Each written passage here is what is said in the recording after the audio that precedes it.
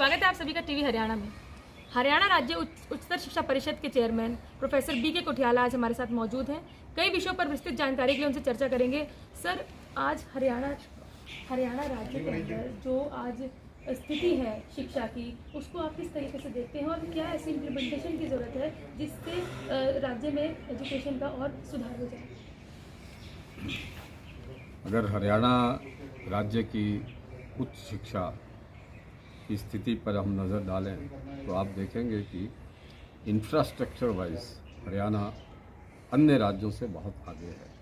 हमारे कुल मिलाकर हरियाणा राज्य में 50 से अधिक उच्च शिक्षण संस्थान हैं, जिसमें 40 से अधिक तो हमारे राज्य के विश्वविद्यालय हैं। हर ज़िले में 2 या 3, अगर आप एवरेज लगाएं तो 2 या 3 आपको उच्च शिक्षण संस्थान आपको मिलेंगे। और कॉलेजेस का ऐसा हमारा प्रयास पिछले 2-3 साल में रहा है कि किसी भी बच्चे को अपने गांव के 20 किलोमीटर के रेडियस में उसको कॉलेज मिले। ऐसी स्थिति अन्य राज्यों में नहीं है। और जहां तक विषयों की बात है, हरियाणा के कॉलेजेस और यूनिवर्सिटीज़ में जो विषय हैं, पिछले 8-10 वर्षों में उनका नवीनीकरण किया गया है। ऐसे विषय कॉलेज और यूनिवर्सिटी में पढ़ाए जाते हैं जो कि आज के केवल भारत के लिए नहीं, आज के विश्व के लिए जिनकी आवश्यकता है, जो एआई से रिलेटेड हैं, जो रोबोटिक्स से रिलेटेड हैं, जो बायोटेक्नोलॉजी से रिलेटेड है, नैनो साइंसेज से रिलेटेड है, लिबरल आर्ट्स से रिलेटेड है। ऐसे बहुत से विषय डाले गए हैं जिससे हरियाणा का जो युवा है और जो हरियाणा के कॉलेजेस में पढ़ने वाले अन्य राज्यों के जो विद्यार्थी आते हैं, उनको जो नवीनतम ज्ञान नवीनतम विषयों में और सबसे अच्छे साधनों से प्राप्त हो। टेक्नोलॉजी की सर आपने बात की है, तो आत्मनिर्भर बनाने के लिए शिक्षा को क्या तैयारियां चल रही हैं या किस तरीके से नई शिक्षा नीति या नई प्रणाली को किस तरीके से इम्प्लीमेंट किया जा रहा है? देखिए, 2 विषय हैं। एक शिक्षा को आत्मनिर्भर बनाना और शिक्षा के माध्यम से समाज को आत्मनिर्भर बनाना। तो शिक्षा तो समाज का दायित्व होता है। समाज को शिक्षा के लिए योगदान देना पड़ता है, उसके लिए अर्थ भी देना पड़ता है, उसके लिए बाकी योजनाएं और सहायता भी देनी पड़ती है, क्योंकि शिक्षा ही समाज का आधार है। इसलिए वो दायित्व तो समाज का है और समाज के माध्यम से सरकार का होता है। तो ये सरकारें अपनी समय समय पर उसके लिए, और इस बार का भी जो बजट आया है उसमें भी शिक्षा में इस दायित्व को निभाया गया है। दूसरी बात जो सामने आती है कि शिक्षा के माध्यम से समाज को आत्मनिर्भर बनाना, ये बड़ा महत्वपूर्ण विषय है।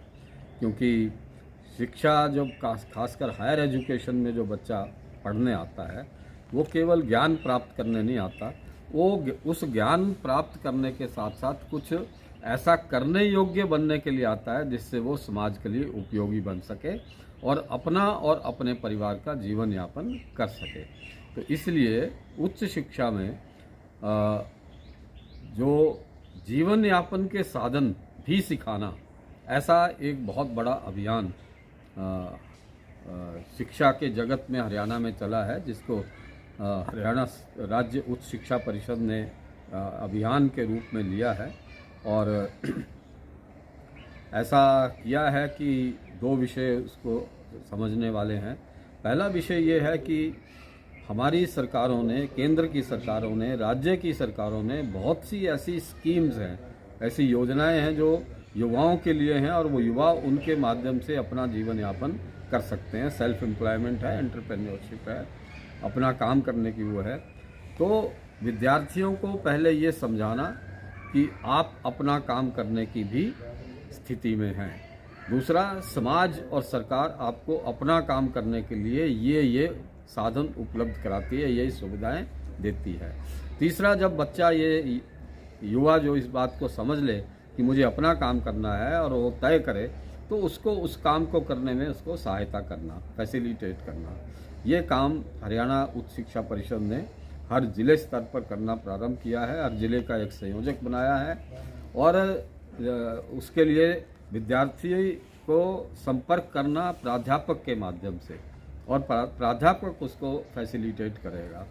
दूसरा हमने ये किया है कि एक जिला आत्मनिर्भर कैसे बने, इसके लिए हर जिले की एक योजना बनाई जाएगी कि उस जिले में ऐसा क्या है जिसको हम और प्रमोट करके उस जिले को के रेवेन्यू को इंक्रीज़ कर सकते हैं। जैसे अम्बाला साइंस के इंस्ट्रूमेंट्स में है, हमारे कुछ ज़िले जो हैं जो स्पोर्ट्स में आ गए हैं। कुछ ज़िलों में कुछ मिठाइयाँ ऐसी बनती हैं जो पूरे विश्व में प्रसिद्धि प्राप्त कर सकती हैं। ऐसे हर ज़िले में क्या क्या किया जा सकता है जिससे उस ज़िले को आत्मनिर्भर बनाया जा सके, ऐसी योजना भी हमने प्राध्यापकों के माध्यम से, कुलपतियों के माध्यम से, प्राचार्यों के माध्यम से बनाने की एक प्रक्रिया प्रारंभ की है। ये वर्ष के अंत तक ये हो जाएगी। सर, डिजिटलाइजेशन की ओर हम लोग बढ़ रहे हैं। कोविड के दौरान भी ये डिजिटलाइजेशन एजुकेशन जो है बहुत ज़्यादा जो है ऑनलाइन स्टडी की गई या ही इफेक्टिव रही है। अब भी जो है दोबारा से कोविड का दौरान स्टडीज़ को देखा जा रहा है। हाल फिलहाल में स्कूल्स खुले हैं, लेकिन हो सकता है इस स्थिति को देखकर आगे स्कूल्स भी बंद करने पड़े। तो ऑनलाइन एजुकेशन या डिजिटलाइजेशन को लेकर आगे क्या तैयारियाँ हैं? इसमें एक दो शब्द नए निकले हैं आजकल। एक शब्द निकला है फिजिटल टीचिंग के लिए। फिजिटल मतलब फिजिकल टीचिंग क्लासरूम में या प्रयोगशाला में, और डिजिटल टीचिंग जो ऑनलाइन के माध्यम से। तो हमारी आने वाला समय, और चाहे वो नॉर्मल कब भी आए, नॉर्मल और अबनॉर्मल समय में फिजिटल टीचिंग होने वाली है। अपने कुछ विषय कोर्स के ऐसे होंगे जिनको विद्यार्थी को कहा जाएगा कि आप ऑनलाइन सर्च करिए, इसके बारे में बहुत जानकारी है और आप इसको समझ लेंगे। कुछ विषय ऐसे होंगे जिनको विद्यार्थी को कहा जाएगा इसको आप थोड़ा सा देख के आइए और बाकी हम क्लास में समझाएंगे। कुछ विषय ऐसे होंगे जो ऑनलाइन नहीं समझ पाएंगे और उनको क्लास में ही या उसको लैब में ही उनको सिखाया जाएगा। तो ये जो ब्लेंडेड टीचिंग है, जिसमें डिजिटल टीचिंग और क्लासरूम टीचिंग का एक सुंदर सा एक मिश्रण बनेगा, और ये तय करेंगे कि कौन से विषय किस माध्यम से पढ़ाने हैं। मगर परंतु इसके लिए एक चीज़ बहुत ज़रूरी है कि जो हमारा अध्यापक है, जो हमारा प्राध्यापक है, उसको डिजिटल टीचिंग की ट्रेनिंग पूरी तरह से आनी चाहिए। केवल कैमरे के सामने बैठ के और माइक सामने रख करके भाषण देना डिजिटल टीचिंग नहीं है। आज डिजिटल टीचिंग की बहुत सुविधाएं उपलब्ध हैं, बहुत से प्लेटफॉर्म उपलब्ध हैं। उन प्लेटफॉर्मों में बहुत सी टेक्निक्स उपलब्ध हैं। इवन असेसमेंट, क्विज़ और एग्ज़ामिनेशन भी उसमें सारा है, और आपस में बच्चे आपस में एक दूसरे से भी सीख सकते हैं और अध्यापक से भी सीख सकते हैं। तो ये सारा ट्रेनिंग करने के लिए हरियाणा उच्च शिक्षा परिषद ने और जो स्किल यूनिवर्सिटी है, श्री विश्वकर्मा कौशल विश्वविद्यालय, उसके साथ मिलकर के एक ऑनलाइन कोर्सवेयर बनाया है। और इस कोर्सवेयर को हमने टेस्ट भी कर लिया है, इसमें इम्प्रूवमेंट भी कर लिए हैं। अब हमारा प्रयास ये है कि हरियाणा का हर कॉलेज का टीचर, हर यूनिवर्सिटी का टीचर इस कोर्स को कर ले, इस कोर्स को कर ले और इस कोर्स के जो 8 मॉड्यूल हैं उन मॉड्यूल को पास कर ले और वो सर्टिफाई हो जाए, जिससे कि हमारा हरियाणा का हर टीचर डिजिटल पढ़ाने के लिए केवल वो सक्षम ना हो जाए, मगर उसमें वो योग्यतम भी हो जाए, और जिससे कि विद्यार्थी को डिजिटल टीचिंग का मैक्सिमम लाभ प्राप्त हो सके।